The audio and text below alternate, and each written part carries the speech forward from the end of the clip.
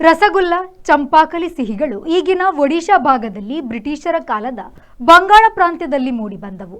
ಮೊದಲು ರಸಗುಲ್ಲ, ಮುಂದೆ ಚಂಪಾಕಲಿ ಇತ್ಯಾದಿ. ಚಂಪಕ ಎಂದರೆ ಸಂಪಿಗೆ ಹೂವು. ಅದು ಒಂದು ರಾಗವೂ ಆಗಿದೆ, ಸಿಹಿ ತಿಂಡಿಯೂ ಎನಿಸಿದೆ. ಸಂಪಿಗೆ ಹೂವು ಅರಳಿದಂತೆ ಹರಡುವುದೇ ಚಂಪಾಕಲಿ ರಾಗ. ಇದು ಹಿಂದೂಸ್ತಾನಿ ಸಂಗೀತದಲ್ಲಿ ಹೆಚ್ಚು ಬಳಕೆಯಲ್ಲಿದೆ. ಚಂಪಾಕಲಿ 1 ಶತಮಾನದ ಹಿಂದೆ ಕಂಡುಹಿಡಿದ ಬಂಗಾಲಿ ಒಡಿಯಾ ಸಿಹಿ ತಿಂಡಿ.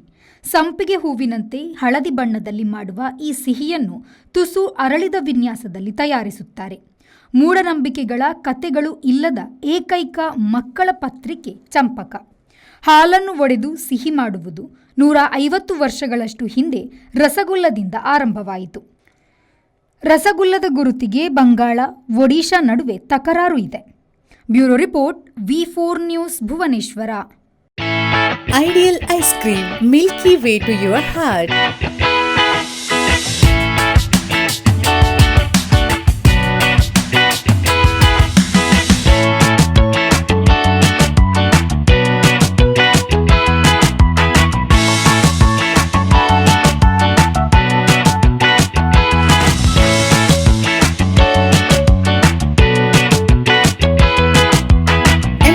With a variety of fruits and flavored with rich crunch and chips, they treat your taste buds.